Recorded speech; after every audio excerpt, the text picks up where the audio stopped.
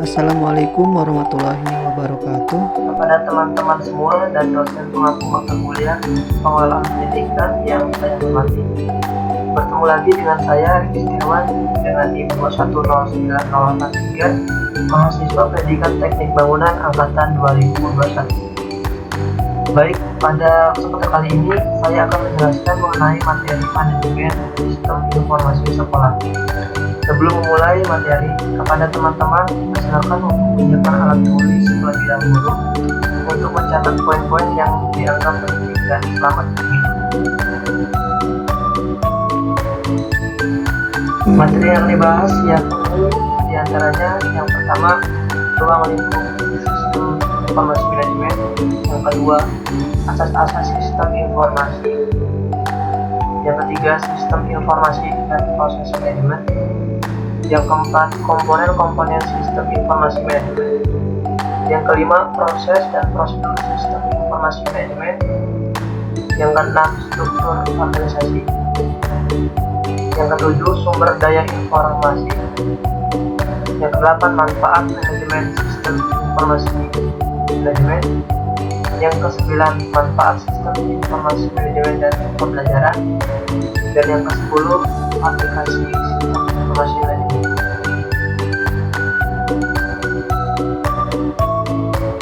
Sebelum kita membahas lebih jauh, kita harus tahu terlebih dahulu apa sih manajemen sistem informasi sekolah itu. Jadi, manajemen sistem informasi sekolah itu merupakan sistem perencanaan yang ada dalam lembaga dan berguna untuk memudahkan staf mengurus berbagai kegiatan manajemen dan administrasi sekolah yang dapat diakses secara online. Melalui sistem ini, pihak sekolah bisa berinteraksi dengan banyak pihak terkait, seperti calon siswa, masyarakat, siswa, orang tua, dan lain sebagainya. Pemahaman terhadap konsep sistem informasi manajemen akan menjadi lebih mudah apabila dapat memahami pengertian data, informasi, sistem, dan manajemen. Dengan demikian, data merupakan bahan untuk menjadi informasi setelah diproses dengan prosedur, teknik, dan cara sesuai kepentingannya. Atau dengan kata lain, informasi adalah data terpilih yang telah diproses dalam suatu sistem untuk menjadikannya dapat membedakan arti. Dalam manajemen sistem informasi, pekerjaan sistem informasi manajemen yang utama adalah data menjadi informasi. Untuk dapat diolah menjadi informasi sesuai dengan kebutuhan, maka data harus bersifat otentik. Pada umumnya, data otentik terdapat pada media tradisional seperti kertas, yaitu berupa bukti transaksi uang seperti bukti store bank, bukti transfer uang, kwitansi, cek, dan sebagainya. Dikatakan bahwa data adalah fakta-fakta kegiatan organisasi dan unitnya. Untuk keperluan penulisan data di kertas atau kartu dan pemasukan data ke komputer, maka data dapat dikelompokkan menjadi dua, yaitu data statis dan data dinamis.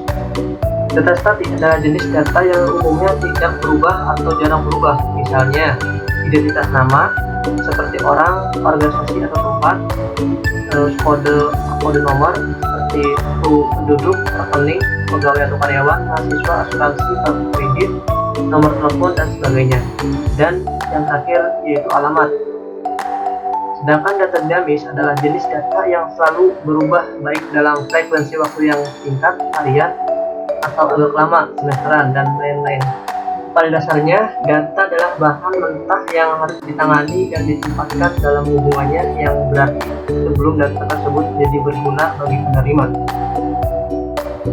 Baik, sekarang kita masuk ke pembahasan yang pertama, yaitu tentang ruang lingkup sistem informasi manajemen, di mana sistem dapat diartikan sebagai kumpulan dari komponen yang saling berkaitan untuk secara bersama-sama menghasilkan tujuan. Mengenai hierarki pengelompokannya, dapat diungkapkan bahwa apabila suatu komponen di dalam suatu sistem membentuk sistem sendiri, maka komponen ini dinamakan sistem dan seterusnya. Kemudian informasi sendiri itu terdiri dari data yang telah diambil kembali, diolah, atau sebaliknya digunakan untuk tujuan informasi atau kesimpulan, argumentasi, atau sebagai dasar untuk pengambilan keputusan. Pengertian informasi dan data berlaku sangat tergantung pada posisinya terhadap lingkup permasalahannya. Jenis-jenis informasi dapat dipandang dari tiga segi, yaitu managerial, sumber dan rutinitasnya. Dari segi manajerialnya terbagi menjadi 3 jenis. Yang pertama informasi strategis, yang kedua informasi taktis, dan yang terakhir informasi operasional. Manajemen itu sendiri yaitu terdiri dari proses atau kegiatan yang menjelaskan apa yang dilakukan manajer pada operasi organisasi. Manajemen adalah proses kegiatan mengolah sumber daya manusia, material dalam metode 3M, man, material, method, berdasarkan fungsi-fungsi manajemen agar tujuan dapat tercapai secara efisien dan efektif.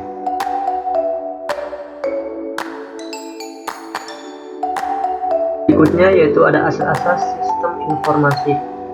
Asas-asas di sini berupa prinsip yang menjiwai sistem informasi, baik pengembangan, pemeliharaan, dan pengoperasiannya. Untuk lingkungan organisasi ada 5 asas yang ditetapkan, yaitu yang pertama ada asas pengelolaan, di mana suatu sistem informasi dapat diselenggarakan apabila ada suatu kerja yang diberi tanggung jawab untuk mengelolanya. Terus yang kedua ada asas kepekaan. Sistem informasi dapat berguna apabila memberi layanan sesuai dengan apa yang seharusnya diperlukan. Terus yang ketiga ada asas fleksibilitas. Sistem informasi pada dasarnya dituntut untuk memiliki tingkat toleransi yang tinggi terhadap seluruh jajaran kerja. Oleh karena itu, suatu sistem informasi manajemen harus mampu beradaptasi terhadap perubahan-perubahan yang terjadi. Dan yang terakhir ada asas kesederhanaan. Sistem informasi harus tersusun dari serangkaian perangkat keras, perangkat lunak, dan juga prosedur yang mudah dimengerti maupun dioperasikan serta dipelihara oleh seluruh pekerja agar dapat dihindari kemungkinan kesalahpahaman atau peluang terjadinya penyimpangan.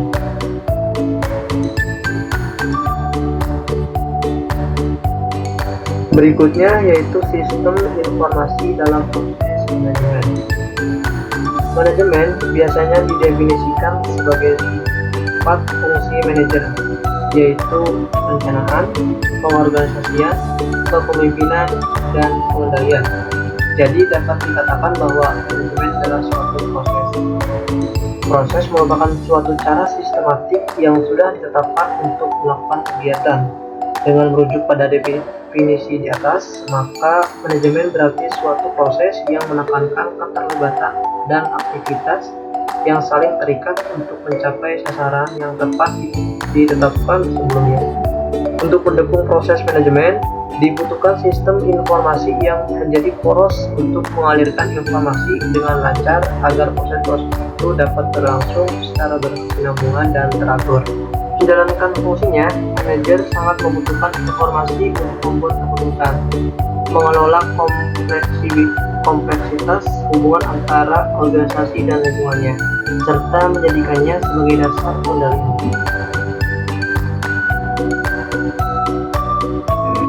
Kemudian berikutnya yaitu terkait tentang komponen-komponen sistem informasi manajemen. Sebuah era baru di dalam dunia usaha dan berorganisasi muncul jalan dengan diperkenalkannya istilah teknologi informasi dan sistem informasi. Sistem informasi dapat dianalogikan sebagai sebuah permintaan dari masyarakat industri ketika kebutuhan akan sarana pengolahan data dan komunikasi yang cepat dan murah. Sementara di sisi lain, teknologi informasi merupakan jawaban dari dunia industri terhadap permintaan tersebut dalam bentuk penciptaan produk-produk berbau teknologi, perangkat keras, dan perangkat lunak. Dalam kehidupan sehari-hari, banyak sekali orang yang mempertukarkan istilah teknologi informasi dan sistem informasi tanpa mengetahui perbedaan dasar di balik kedua istilah tersebut. Istilah dari teknologi informasi mulai dipergunakan secara luas di pertengahan tahun 1980-an. Teknologi ini merupakan pengembangan dari teknologi komputer yang dipadukan dengan teknologi telekomunikasi. Sistem informasi yang merupakan suatu kumpulan dari komponen-komponen dalam organisasi yang berhubungan dengan proses penciptaan dan pengaliran informasi. Keandalan suatu sistem informasi dalam organisasi terletak pada keterkaitan antar komponen yang ada, sehingga dapat dihasilkan dan dialirkan suatu informasi yang berguna.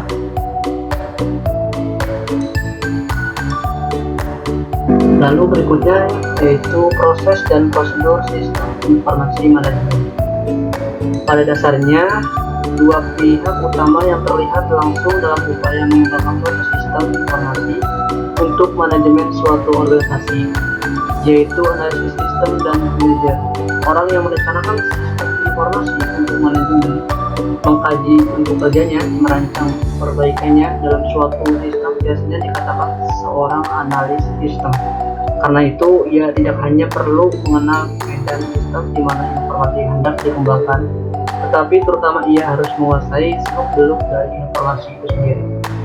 Namun demikian, fungsi analis sistem yang intinya merancang sistem informasi untuk mengoptimalkan keterhubungan orang-orang, material, mesin, dan uang nampak seperti layaknya manajer. Maka dalam hal ini, seorang manajer dapat dipandang sebagai seorang operator sistem yang menentukan rincian kritis sistem informasi yang dibutuhkan, dan karenanya ia pun dapat sebagai analis sistem.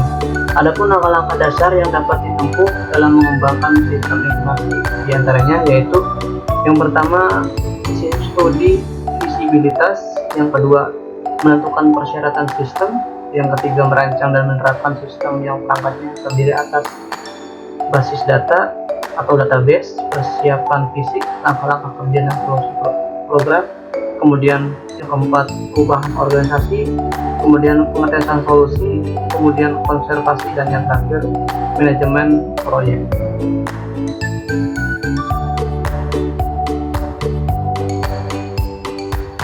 Setiap langkah dasar tersebut terdiri atas langkah-langkah yang rinci atau detail step. Langkah-langkah rinci yang krusial terletak pada perancangan dan implementasi sistem, yakni database atau basis data. Data yang sangat banyak akan mengarah pada ketidakefisienan dalam menyimpan dan juga pengolahannya. Sedangkan data yang sangat sedikit akan mengarah pada ketidakefektifan sebab output yang diinginkan tidak akan tersedia. Materi basis data mesti ditentukan setelah suatu kajian yang hati-hati terhadap kebutuhan output dan mesti responsif terhadap perubahan lingkungan dan kebutuhan perubahan dari pemakai. Maka dari itu, organisasi dan penyimpanan data mesti dirancang sehingga data dengan mudah diperoleh.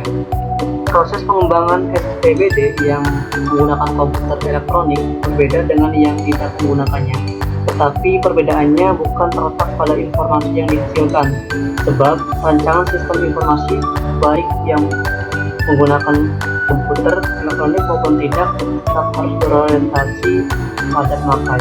Akan tetapi perbedaan pokok bertolak dari peranan melalui catatan yang pada umumnya memakai kertas, dan di pihak lain sebagian besar dilakukan mesin komputer melalui catatan berupa pulsa listrik yang dalam penambahan, perubahan, dan penghapusannya dengan cara mengetik permintaannya pada sebuah display atau layar pengamat. Komputerisasi sistem informasi manajemen nasional pendidikan belum cukup lama dimulai pada tingkat departemen. Dalam operasinya hingga kini, yang berkenaan dengan komponen sistem institusi belum mampu terkoordinasikan secara padu, baik vertikal maupun horizontal. Berikutnya yaitu struktur organisasi. Organisasi pengelolaan sistem informasi manajemen harus memiliki kemampuan seperti apa yang telah ditetapkan di dalam pengertian sistem informasi manajemen, baik dari segi fisik maupun fungsinya. Sehubungan dengan itu, maka organisasi pengelolaan sistem informasi harus menggambarkan secara fungsional tugas-tugas yang berkenaan dengan pengembangan, pemeliharaan, dan pengoperasiannya. Fungsi-fungsi bentuk dasar dari organisasi pengelolaan sistem informasi manajemen adalah sebagai berikut. Yang pertama, adanya analisa sistem, yang kedua administrator, yang ketiga pengolahan data, yang keempat operasi komputer, yang kelima pelayanan informasi, dan yang terakhir yaitu pelatihan. Fungsi analisa sistem mempunyai tugas untuk merumuskan kebutuhan pengguna informasi dan merancang sistem yang memberikan jawaban atas kebutuhan tersebut. Kemudian berikutnya yaitu sumber daya informasi. Sumber daya informasi meliputi diantaranya hardware, software, spesialis informasi, pemakai fasilitas, database, dan yang terakhir informasi. Semua sumber data yang telah disebutkan dikelola dengan baik sehingga dapat meningkatkan keuntungan bagi organisasi. Setidaknya ada beberapa alasan mengapa hal ini perlu dikelola, di antaranya meningkatkan kerumitan aktivitas bisnis, persaingan global, batas waktu yang semakin singkat, pengaruh ekonomi global, teknologi yang semakin rumit, dan yang terakhir gejolak sosial. Sumber daya manusia merupakan salah satu isu di dalam organisasi. Seorang manajer yang memiliki kemampuan atau keahlian yang banyak mendapatkan prioritas utama. Ada dua kemampuan dasar yang harus dimiliki oleh seorang manajer, yaitu kemampuan berkomunikasi, baik secara lisan ataupun tulisan, dan kemampuan memecahkan masalah. Kemampuan lain yang harus dimiliki adalah pengetahuan, yang diantaranya adalah pengetahuan komputer dan informasi. Dalam menentukan kriteria sumber daya informasi, mesti mempunyai kemahiran dalam membangun, menggunakan nilai, dan melaksanakan sistem informasi. Yang pertama, attitude, yang kedua skill, yang ketiga hard skill, dan yang keempat soft skill. Lalu kemudian berikutnya manfaat manajemen sistem informasi sekolah. Jika pada awalnya sistem informasi diposisikan sebagai alat bantu untuk mengintegrasikan data dan meningkatkan kualitas informasi semata, maka kini sistem informasi telah menjadi strategi bisnis yang sangat hebat. Penerapan sistem informasi di hampir semua bidang usaha bisnis merupakan salah satu strategi untuk menjawab tekanan-tekanan yang dialami oleh organisasi. Banyak manfaat yang dapat dipetik oleh organisasi seperti sekolah dengan pembangunan sistem informasi menurut Utomo 2002 antara lain. Di antaranya yaitu yang pertama, integrasi data dan informasi. Pembangunan sistem informasi, apalagi berbasis jaringan komputer, memungkinkan organisasi untuk mengintegrasikan data baik berupa data setup maupun data transaksi yang dilakukan dari berbagai terminal dalam lingkungan jaringan tersebut. Yang kedua, sistem pengorganisasian data. Pembangunan sistem informasi yang bertumbuh pada sistem pengorganisasian data akan menghindarkan sistem dari bahaya duplikat data atau sering disebut redundancy. Duplikasi data sering mengakibatkan inkonsistensi data. Akhirnya perubahan terhadap data yang satu belum tentu akan diikuti dengan perubahan data duplikatnya. Kemudian yang ketiga, meningkatkan kecepatan dan keakuratan penyusunan laporan manajerial. Tuntutan akan ketersediaan laporan manajerial yang standar sering mengakibatkan tekanan psikologis yang sangat tinggi bagi para manajer lini tengah. Hal itu terjadi karena mereka harus mengumpulkan semua data yang ada, menganalisa dan mengolah dengan prosedur yang telah ditentukan, dan kemudian menyusun menjadi sebuah laporan manajerial. Kemudian yang keempat, meningkatkan kualitas produk dan kecepatan layanan konsumen. Melalui sistem informasi, semua departemental dalam organisasi akan mendapatkan aliran informasi yang dibutuhkan tepat pada waktunya, sehingga kualitas produksi dapat ditingkatkan karena departemen persediaan barang dan departemen produksi dapat memperoleh informasi yang jelas dan tepat dalam waktu yang singkat. Dan yang terakhir yaitu meningkatkan citra organisasi. Pembangunan sistem informasi akan meningkatkan citra organisasi dari sudut pandangan anggota maupun pihak eksternal organisasi. Layanan konsumen akan sangat cepat dilakukan, sementara staf juga cukup ringan dalam memperoleh ribuan transaksi yang terjadi. Dan berikutnya yaitu manfaat sistem informasi manajemen dalam pembelajaran. Dalam bidang pendidikan, teknologi informasi dapat dimanfaatkan dalam kategori diantaranya yang pertama, knowledge management tool. Dengan TI, kita dapat menyimpan pengetahuan manusia ke dalam bentuk lain lebih kompak, efisien, dan mudah dimanfaatkan. Terus yang kedua adalah learning tool. TI dapat dimanfaatkan pula sebagai perangkat bantu pengajaran untuk berbagai bidang studi seperti drill and text tutorial, simulation, problem solving. Kemudian yang ketiga ada business management tool. Proses dan tugas keseharian di sebuah lembaga pendidikan dapat menjadi lebih ringan dengan bantuan TI. Di dalamnya yaitu adanya pengelolaan siswa, guru, alumni, staf, kemudian pengelolaan nilai dan data akademik, pengelolaan aktivitas pengajaran, pengelolaan aset dan keuangan, pengelolaan dokumen dan pendidikan. Dan yang terakhir, analisis atau calculation tool. Pemanfaatan di bidang ini telah ada sejak awal lahirnya komputer. Di dalamnya diantaranya seperti kalkulasi matematis, statistika, kalkulus dan analisa metrik, dan terakhir sains PCB atau profil. Kemudian pembahasan materi yang terakhir yaitu aplikasi sistem informasi manajemen. Dapodik, data pokok pendidikan, merupakan aplikasi yang telah dan sedang dikembangkan oleh Kementerian Pendidikan dan Kebudayaan dalam menghimpun informasi yang berasal dari satuan pendidikan sebagai bahan pembuatan kebijakan sistem pendidikan di Indonesia. Dapodik dikembangkan pertama kali pada jenjang pendidikan dasar di kelas yang selanjutnya ditingkatkan pendidikan menengah atau Dikmen. Untuk menjalankan program aplikasi Dapodik, Kementerian sudah menjalankan program ini berbasis web yang dapat digunakan oleh satuan pendidikan dengan mengunjungi laman Dapodik.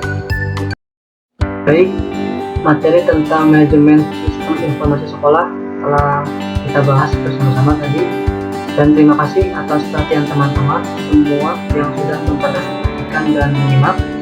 Kurang lebihnya saya minta maaf. Wabillahi taufiq wal hidayah. Wassalamualaikum warahmatullahi wabarakatuh.